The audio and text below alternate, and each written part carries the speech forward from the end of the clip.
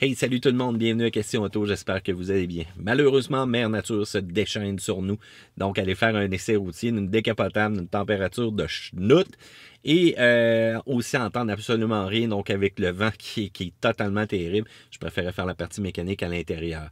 Mais bon, c'est pas grave, on est là pour s'en parler, justement, commençons par la motorisation. Eh bien, 1.4 litres turbo, le fameux moteur multi-air qui a quand même acquis une certaine réputation au travers de Fiat. On a vraiment adapté ça à l'intérieur du véhicule et on a dû justement allonger un petit peu le nez du véhicule pour être capable de fitter ça à l'intérieur. Donc, c'est une motorisation SOHC, 16 valves hydrauliques. Donc, on a bien entendu des pivots hydrauliques, injection séquentielle, multipoint électronique sans retour à ce niveau-là, une conception aussi du bloc en fer et en aluminium. On va être capable de générer 160 forces à 5500 tours minute.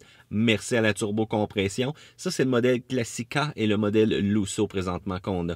Quand on va aller dans la motorisation Abarth, un petit boost de 4 chevaux vapeur à la même révolution moteur. Ce que ça change aussi entre les différents modèles, c'est au niveau du couple. C'est toujours 184 livres de couple, mais il faut regarder les chiffres précisément pour voir que le modèle Abarth en mode sport, ça va être à 2500 tours minute qui va avoir son couple maximal, tandis que les autres, Classica, Lusso, en mode normal, même pour la Abarth, on va être capable de l'avoir à 3200 tours minute. C'est un moteur qui va être capable de tourner 6250 tours, et je vous dis ça tout de suite, la minute qu'on touche à la révolution maximale, ça coupe là. On a bien entendu de l'essence 91 qui est recommandé, mais ça peut quand même rouler donc à l'essence régulière.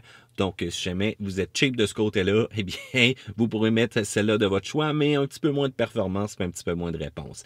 Du côté des transmissions, eh bien, c'est une transmission Aisin 6 vitesses qui est disponible. C'est quand même bien. Il faut dire aussi que du côté de la Abarth, on va avoir droit à avoir des changements aux palettes, mais c'est pas nécessairement le cas donc pour l'autre modèle. Il faut dire aussi que la transmission manuelle, c'est quand même très bien. Donc, on a fait quand même une structure très simple. Puis on va avoir vraiment des changements de rapport qui vont être intéressants. Je me serais attendu à avoir quelque chose d'un peu plus moins précis, mais sérieusement, j'ai quand même été surpris avec l'efficacité et vraiment la course aussi qu'on va être capable d'embarquer les différents rapports.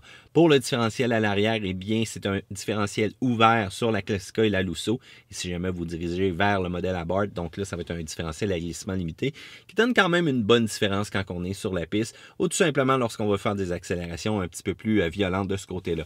Du côté comportement routier, eh bien, c'est quand même intéressant pour un véhicule propulsion. J'aime quand même le côté feeling qu'on a à l'intérieur, donc du fameux châssis monocoque aussi.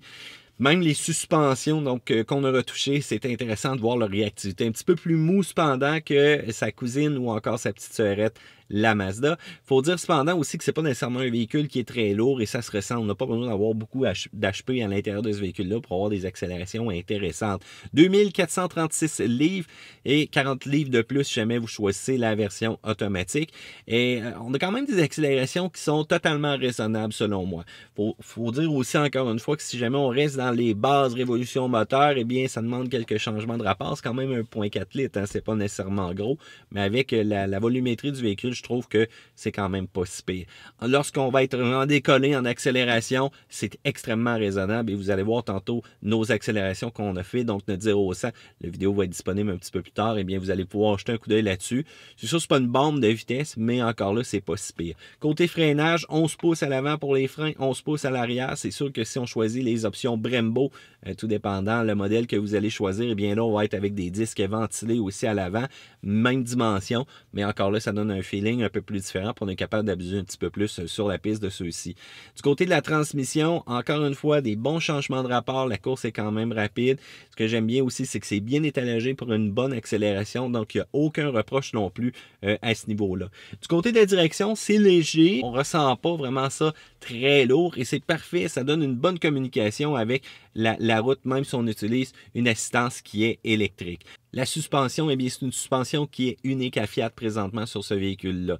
Donc, on va avoir vraiment une configuration à double triangulation à l'avant avec multibras à l'arrière, spécialement ajustée pour la stabilité les virages et le freinage. Donc, c'est un beau confort, encore une fois, entre un mix d'une bonne fermeté et une suspension qui n'est pas trop molle, mais qui va être capable de prendre les trous comme on a au Québec, et ça, vraiment, d'une manière excellente. C'est sûr, cependant, si vous choisissez la Abarth, eh bien là, on rajoute les barres d'anti-rapprochement pour, encore une fois, avoir un feeling de plus lorsqu'on va être vraiment en virage serré. Il faut dire aussi que tout ce qui est la direction puis la suspension, ça joue aussi avec le poids vraiment du châssis. Donc, on a une voiture qui est bien balancée. Encore une fois, aussi, avec la turbocompression, on a une excellente expérience de conduite et je pense que c'est ce qu'on recherche un petit peu. Du côté de la sécurité, eh bien, il y a encore plusieurs équipements qui sont possibles. Qu'on parle de lumière adaptative, donc aussi à l'avant, donc de surveillance d'angle mort, la détection aussi d'automobiles en manœuvre de reculons, donc les fameuses alertes transversales, et bien entendu de l'assistance aussi avec des capteurs pour stationner le véhicule. Encore une fois, ça c'est un must. Et si jamais il y a impact, donc on a vraiment un châssis à haute résistance qui va être capable de dissiper l'énergie, donc qui va encore optimiser aussi la protection des occupants. Et on le sait, c'est très important décapotable parce qu'on n'a pas nécessairement tout le toit ici là, qui est renforcé pour vraiment protéger les occupants en cas que le véhicule se renverse.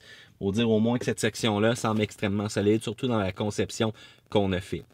Au niveau de la consommation d'essence, là, c'est là que ça devient intéressant. Quand on parle de petits coupés sport, habituellement, on s'attend à ce que ça consomme beaucoup. Eh bien, c'est très surprenant. Quand on regarde les chiffres annoncés sur le site web de Fiat, on parle d'une consommation de 9 litres au 100 en ville avec la version manuelle, 6.7 automatique, donc pour un combiné de 7.9. Et lorsqu'on regarde les versions automatiques, 9.3 en ville, 6.5 sur l'autoroute et 8 combinés. Donc, c'est quand même assez intéressant là, ce qu'on a.